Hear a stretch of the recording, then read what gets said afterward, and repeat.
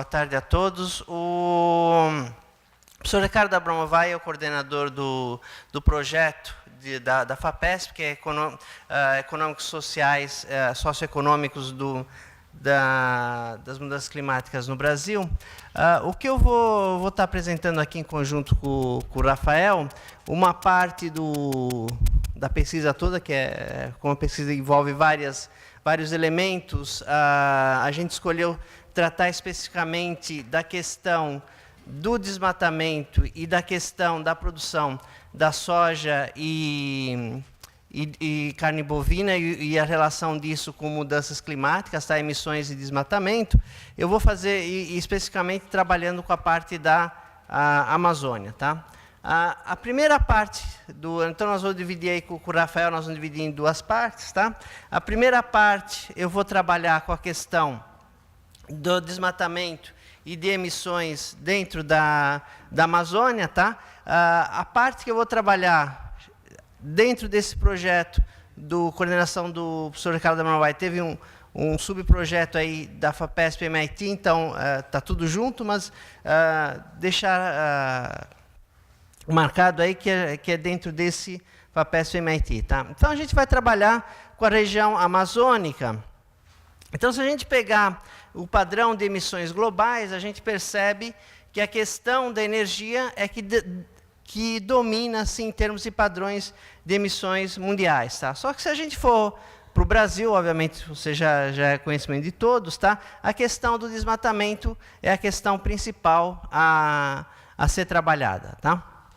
Então, o que a gente vai estar tratando aí é questão de desmatamento e questão de emissões ligadas com a atividade econômica. E o que a gente vai tentar descobrir nesse processo todo, ou tentar entender? Quem que está causando as emissões pelo lado da demanda? Ou seja, as emissões existem porque existem populações, existe atividade econômica, mas não só no Brasil, como no resto do mundo, tá? Existe uma relação de dependência e interdependência aí dentro do processo produtivo. Tá? Então, é isso que a gente vai estar trabalhando dentro da parte de modelagem, e a gente vai olhar um pouquinho para o passado, quer dizer, o nosso ano de referência é 2004, 2005. Tá? Bom, aí todos vocês já sabem a questão do desmatamento, já foi discutido aí, trabalhado aí. O que a gente está colocando aqui é a questão, pegando aí 2 anos lá para trás, tá? 94, 2008, onde a gente tem uma evolução das áreas de floresta e das áreas de pastagem, de agricultura e de reflorestamento, tá? Então, se vocês perceberem aqui em termos gerais, tá? A área de floresta em 94 era 363 e em 2002 346 milhões de hectares, tá? Se a gente pegar áreas de pastagem, ela vai de 27 para 43 e de agricultura de 4 para 4,5 para 6,5 mais ou menos, tá? Então, uma boa parte dessa área de desmatamento está indo, obviamente, para atividade econômica, no caso da pastagem e produção agrícola. E o que a gente identifica é que uma grande parte, lógico, tem vários tipos de pastagem, não é só boi, mas basicamente é carne bovina e soja, tá? Então, eu coloquei aqui 2 figuras que ilustram um pouco o processo. Se a gente pegar aqui o número de cabeças de bovinos em 1974, tá? A gente tem aqui, vocês podem ver, concentrado principalmente no Mato Grosso do Sul. Se a gente for para 2008, a gente vê um grande avanço aí do número de bovinos, tá? Onde, hoje em dia, em torno de 30% a 35% da produção de bovinos está dentro da área da Amazônia, tá? E se a gente pegar aqui a soja, obviamente a altura representa a altura representa também a intensidade da atividade, tá? Então, se a gente pegar aqui soja em 1990, a gente vê aqui, principalmente Mato Grosso e Goiás, e se a gente avança aqui para 2008, ela já vai avançando com relação à borda da Amazônia. Então, tem uma grande relação aí depois o Rafael vai falar um pouquinho mais sobre isso, tá? Mas o que a gente vai mensurar são os impactos econômicos, ou os impactos em termos de emissões e em termos de desmatamento, tá? E a gente também vai fazer uma distinção aí entre as áreas metropolitanas da Amazônia, tá? E a área rural da Amazônia, para ver a contribuição da área rural e urbana para o desmatamento. Quer dizer, a gente vai quebrar, na verdade, o modelo na região amazônica, resto do Brasil, resto do mundo, e depois, dentro da Amazônia, a gente vai quebrar em áreas urbanas ou metropolitanas e áreas rurais, tá certo? E aí a gente tem aí as 5 áreas, tá? Que é Cuiabá, Manaus, Macapá, Grande São Luís e Belém, tá certo? E aí, mais ou menos, representar, lógico que essa área que está aqui, tá? É por uma questão de modelagem de refinamento, a gente está trabalhando com as micro-regiões dessas áreas urbanas, não com os municípios em si, tá? Num processo futuro, a gente vai refinar um pouquinho, mas os dados talvez subestimem um pouquinho o impacto das áreas urbanas no desmatamento. Mas, de qualquer forma, dá para ter uma ideia da intensidade. Tá? Aí, em termos econômicos, tá, vocês têm uma ideia da posição em termos de participação das áreas metropolitanas e rurais no PIB da Amazônia. Tá? Então, no caso, por exemplo, em termos de Brasil, a Amazônia aqui, em 2008, representava em torno de 8% do PIB do Brasil, tá? Sendo que a área metropolitana 3% e a área rural, o resto da Amazonas, 5%. Tá? Em termos de produção agrícola, a área do resto da Amazonas é 20% da produção do Brasil, tá? E a área metropolitana, obviamente, é menos. Então, só para vocês terem uma ideia aí. Em termos populacional, 3% na área, 3,3% na área urbana, 10% do Brasil no resto da Amazônia e o restante aí 87% no Brasil, tá? A metodologia são modelos de Leontief, tá? Modelos de insumo-produto, onde a gente retrata todo o sistema econômico e dentro desse sistema a gente tem a parte de comercialização para a produção das regiões e a parte para a demanda final, ou seja, consumo das famílias, gasto do governo, exportação e investimento. Tá? Bom, os resultados. Se a gente for pegar em termos de valor adicionado, a gente tem aqui a importância, a gente vai ver a importância do setor agrícola para a economia da Amazônia, tá? Não vou entrar nos números. Em termos de exportação, tá? Nós temos aqui, por exemplo, 35% da soja exportada está ligada da Amazônia. Tá? A mineração, 57%, metais, 67%, tá? A parte de imobiliário, 32%, e a parte têxtil, 40% da produção da Amazônia. Enfim, o que a gente tem aqui é uma relação de dependência do valor adicionado que é gerado na Amazônia, impacto sobre o resto do Brasil, tá certo? E aqui do resto do Brasil e sobre a Amazônia. O que é? Então, em termos gerais, o que está mostrando esses dados? Uma razão de dependência muito maior da Amazônia em termos de insumos com o resto do Brasil do que o resto do Brasil gerando efeito econômico na Amazônia. Tá? Bom, vamos direto para o resultado. A gente fez um mapeamento em termos de cada atividade produtiva, o quanto que emite, e aí a gente está levando em consideração o desmatamento. Então, a novidade dessas medidas de emissões aí de CO2 e CO2 equivalente, que a gente está levando em consideração o desmatamento no processo. E aí a gente fez um cálculo de quanto que o Brasil e o resto do Brasil, excluindo a Amazônia exporta, contribui para as emissões. Tá? Então, o que a gente tem? A gente tem que, no caso da Amazônia, tá? As exportações diretas da Amazônia respondem por 17% das emissões. Tá?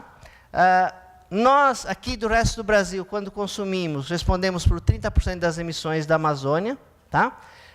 O investimento do resto do Brasil é 9%. E as exportações que o resto do Brasil faz contribuem com mais 30% das emissões, tá? E o que a gente consome no resto do Brasil, que é produzido aqui no resto do Brasil, é mais 50% das emissões. Desculpa. Estou indo muito rápido, aí eu estou misturando as coisas. Aqui é o seguinte, da Amazônia, do total das emissões, 17% acontecem pelas exportações diretas da Amazônia, tá? 7% pelas exportações que o resto do Brasil faz. Então, por exemplo, São Paulo, Minas Gerais, o resto do Brasil exporta, é responsável por 7% das emissões da Amazônia. 30% do que a gente consome. Se a gente somar tudo isso daqui, a gente vai ter aqui 30, 40, em torno de 50% das emissões da Amazônia, tá, acontecem por conta do consumo fora da Amazônia, tá certo? E aqui, se a gente pegar do resto do Brasil, as emissões do resto do Brasil, 50% é do nosso consumo e 30% das exportações do resto do Brasil, tá? Ou seja, relativamente, os fatores externos são mais importantes para explicar as emissões dentro da Amazônia, tá? Em termos de desmatamento, eu vou direto para o resultado, tá? A gente viu a questão do desmatamento, do impacto da zona urbana, da região metropolitana e da zona rural. Então, o que a gente tem? Que em termos de impacto sobre o desmatamento per capita, tá? O pessoal da área metropolitana, tá? Os habitantes da área metropolitana são responsáveis aí por 2,8 hectares de desmatamento, tá certo? Por cada 100 habitantes. Se a gente pegar do resto da Amazônia, 0,8, das famílias, aqui é o total, né, mas do resto do Brasil, 0,4. Quer dizer, a gente responde muito, mas relativamente cada 100 famílias, 100 habitantes, desculpa, respondem por desmatamento de 1 hectare. Relativamente, a gente tem o quê? Que o pessoal da área metropolitana da Amazônia responde por 7,7 vezes mais desmatamento que um consumo do resto do Brasil. Então, ou seja, em termos de pressão sobre o desmatamento, quer dizer, as áreas metropolitanas em si apresentam pouco desmatamento, mas sobre o resto da Amazônia eles têm uma grande pressão em termos de desmatamento, tá? Então, em termos gerais, era isso. O Rafael vai continuar falando um pouquinho mais sobre essa questão do desmatamento, ligando com as culturas agrícolas, tá? Bom, então essa é a segunda parte do projeto, que de alguma maneira são integrados. Ele teve a colaboração também do professor Toby Gardner, da Universidade de Cambridge, e os outros da FEA. Bom, a principal motivação desse trabalho é que a gente tem visto ultimamente que tem havido uma grande expansão agropecuária de produção e, ao mesmo tempo, uma redução drástica das taxas de desmatamento na Amazônia. O grande problema disso é que, quando a gente pega os quadrantes dessa expansão, eles não são necessariamente coincidentes. Na verdade, a gente tem dois problemas identificados. Primeiro, que boa parte dos eventos de expansão não ocorrem na Amazônia. O segundo é que muitos estudos que fazem esse tipo de análise parcial acabam podendo ter inerente um problema espacial. Então, quais foram os desafios desse projeto? O primeiro, do ponto de vista analítico, fazer uma análise integrada do território, não só a Amazônia, mas pegar todo o Brasil. Do ponto de vista metodológico, tentar dar uma solução para os desmatamentos indiretos, que passaram hoje a ser muito discutido na literatura, mas é muito difícil de ser medido. Então, quais foram as duas perguntas orientadoras? A primeira é: quanto que se desmata de fato, quanto se desmatou de fato no Brasil? E a segunda é: quem foram os principais vetores desse desmatamento. Para fazer o desmatamento, a gente usou os shapefiles do PRODES, do IBAMA, fizemos um georreferenciamento com algumas imagens Landsat para conseguir georreferenciar todos esses vetores e projetamos para Albers. Para tentar prospectar os principais vetores, olhamos no IBGE, nesse período de 2002 a 2009, quais foram as atividades que tiveram a maior expansão em área. Cana, soja e milho representaram praticamente 95% da expansão líquida diária, enquanto que o rebanho bovino teve um acréscimo nesse período de 2002-2009 de 26 milhões de cabeças. Só para ter um maior detalhamento, na verdade a gente fez essa variação simplesmente como a média de 2008-2009 menos a média de 2001-2002, para não pegar um ponto em que poderia ter algum tipo de quebra de safra, etc. Descartamos o milho, porque existe uma alta correlação entre milho e soja, e acabamos ficando com esses três principais drivers. O nosso modelo econométrico, na verdade, é um modelo espacial, em que a gente tem na variável dependente o desmatamento, a gente tem uma endogeneidade espacial, que é o desmatamento de todos os municípios vizinhos, afetando o desmatamento do município em questão, independente ou melhor, espacialmente dependente, mas descontando o próprio desmatamento provocado pelo próprio município e as nossas outras variáveis. Na verdade, provavelmente poucas pessoas têm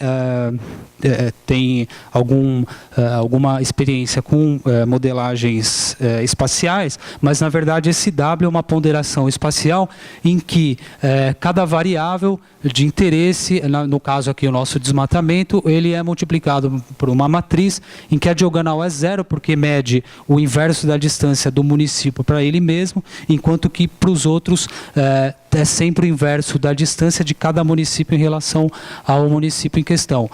Aqui a gente parte do pressuposto que espacialmente tudo está autocorrelacionado, entretanto, quanto mais próximo, maior é o impacto desse efeito. Para o caso da cana, soja e gado, que foram os principais drivers por representar 95% da expansão, a gente não usou a área, mas a gente usou a expansão da produção. Como a gente tem um delta no desmatamento e um delta também no X, né, no caso dessas nossas variáveis, a gente instrumentalizou pelo pessoal ocupado nessas respectivas atividades no ano de 2000, pelos microdados do censo de 2000.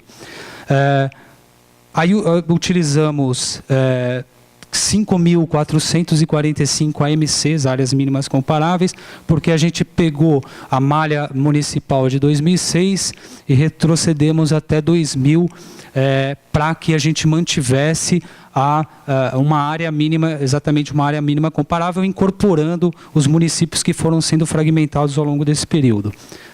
Bom, resultados. A Amazônia, nesse período, teve um desmatamento de 12 milhões de hectares, o Cerrado de 10 milhões de hectares, a Caatinga 1 milhão e 800, Pantanal 447 mil hectares, Mata Atlântica 375 e Pampa 257. No final, o Brasil desmatou em 7 anos, o equivalente ao estado de São Paulo mais o Triângulo Mineiro, ou, se quiserem, o equivalente à Grã-Bretanha. Por aqui já aparece, já começa a despontar aquela nossa suspeita de que algo é errado quando você considera desmatamento na Amazônia e expansão agropecuária. O desmatamento é simplesmente o dobro do que se contabiliza só para a Amazônia. Quando nós pegamos esses desmatamentos e agregamos ou desagregamos em áreas mínimas comparáveis, 1.052 municípios tiveram desmatamento zero. Isso tem um implicador econométrico, que é o fato de ser uma variável latente. Então, o que a gente fez? A gente teve que transformar o nosso modelo SAR no modelo SAR-TOBIT, que consegue tratar adequadamente essa diferença. Ele fragmenta as observações que são acima de 0 e as observações em que o desmatamento é igual a 0. Isso é um complicador metodológico muito grande. O que a gente rodava em 2 minutos, obviamente, depois de ter todos os dados, a gente passou a rodar em 520 mil minutos. Na verdade, a gente ainda está rodando o nosso modelo, demora 8 dias para rodar, devido a esse complicador. Os resultados aparecem aqui, nesse caso, após 100 rodadas. Na verdade, esse sistema é um sistema que ele pega coletas de amostragem, isso aqui demora muito, demorou 528 mil segundos para rodar, e aqui estão as nossas variáveis. Cana, soja e gado aparecem como fatores significativos de desmatamento. Enquanto que o tamanho do município também aparece como significativo, unidades de conservação não aparece, monitoramento, isso é muito importante, muita gente trabalha com a Amazônia, mas desconhece que boa parte da Amazônia não é monitorada pelo sistema PRODES devido à grande dificuldade que tem principalmente nos cerrados amazônicos, na verdade nas campinaranas. Então esse é uma variável em que a gente considera o percentual do município que foi monitorado, e aqui nós temos as dummies de biomas, estrada, população, índice de Gini, investimento, e aqui o coeficiente de desmatamento. Quando a gente pega os resultados, a gente tem um desmatamento direto da cana, por exemplo, de 5 hectares por 1.000 toneladas, um indireto que tem um spillover espacial que vem para 292, e o total que é simplesmente a soma. Na verdade, quando a gente faz um TOBIT com o modelo SAR, a gente tem uma restrição para contabilizar esses coeficientes, porque nós precisaríamos ter o coeficiente marginal do indireto, então eles não são plenamente confiáveis, mas a principal confiança é no sinal. Quando a gente, o que nos assustou nesse modelo foi a cana aparecer como um vetor de desmatamento. Bom, quando a gente pega os dados do CanaSat, aliás, gostaria de agradecer o INPE pela disponibilidade, pela disponibilização dos shapes, e a gente sobrepõe as áreas desmatadas, o que a gente percebe obviamente, de 2003, a expansão de 2009 e 2003, o que a gente percebe é que a cana, o overlay entre a expansão da cana e os desmatamentos ocorrem principalmente na região de Cerrado de São Paulo, mas a cana expandiu nesse período 4,5 milhões de hectares e os desmatamentos foram menos de 180 mil. A julgar pelo tamanho do fragmento, pela posição do fragmento, a cana parece ter uma preocupação especial em não desmatar. Mas por quê?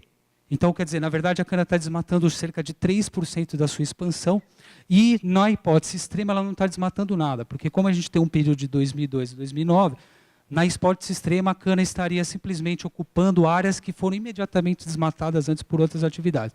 Na outra hipótese extrema, 180 mil hectares, o que seria 3%. Por que ela aparece como um vetor de desmatamento? Quando a gente olha o mapa da expansão, a gente percebe que a cana se concentrou basicamente em São Paulo, Paraná, um pouco no Mato Grosso do Sul e Goiás. Quando a gente pega o mapa da expansão da soja nesse período, o que a gente vê é um buraco onde está a cana e a soja formando um outro belt. E a pecuária, quase que um negativo. Na verdade, o que a gente está percebendo é que, embora a cana tenha praticamente uma disposição a não desmatar, o fato é que, pela lei da física, de que dois corpos não ocupam o mesmo espaço ao mesmo tempo, existe um efeito de formação de belts, o que, como o nosso modelo consegue captar esses spillovers espaciais, o que a gente percebe é que existe uma formação quase que complementar entre as expansões, e isso faz com que esses efeitos de desmatamento estejam altamente correlacionados com a expansão, o que não é de se surpreender, na verdade, dado que eles responderam quase pelo total das expansões da produção. Aqui é o desmatamento desse período normalizado pela taxa de desmatamento. Uma coisa impressionante também é o estado de São Paulo, quando normalizado pela taxa. Aqui o desmatamento normalizado pelo tamanho do município e aqui o desmatamento absoluto. Quais são as conclusões? A primeira conclusão é que parece haver no Brasil os outros biomas estão praticamente funcionando como um buffer de proteção à Amazônia. Então, na verdade, quando a gente considera a expansão do Brasil como um todo, boa parte da redução das taxas de desmatamento na Amazônia provavelmente se deve ao fato de que os outros biomas estão sofrendo essas consequências. A segunda é que existe um impacto de desmatamento espacialmente sinérgico, justamente porque todas essas expansões, todas essas atividades estão limitadas ao território nacional. A principal conclusão, ou o principal insight que tem dessa pesquisa é que o papel da ciência e das próprias políticas públicas se o Brasil pretende assumir uma posição de fato responsável em relação às mudanças climáticas, e disso depende da agropecuária, é preciso ter um planejamento integrado do território, porque o planejamento setorial não está dando conta de compreender esses efeitos sinérgicos. O papel, claro que não dá para pensar numa agricultura sem a livre iniciativa, sem a alocação ótima dos recursos, mas o papel da ciência e das políticas públicas é justamente tentar reduzir essa assimetria de informações que tem conduzido essas atividades praticamente desvinculadas e pouco atentas com a própria ocupação territorial. Nós gostaríamos de agradecer à FAPESP pelo financiamento, ao INPE, ao CANASAT e ao PMDB-BS do IBAMA Meio Ambiente. Muito obrigado.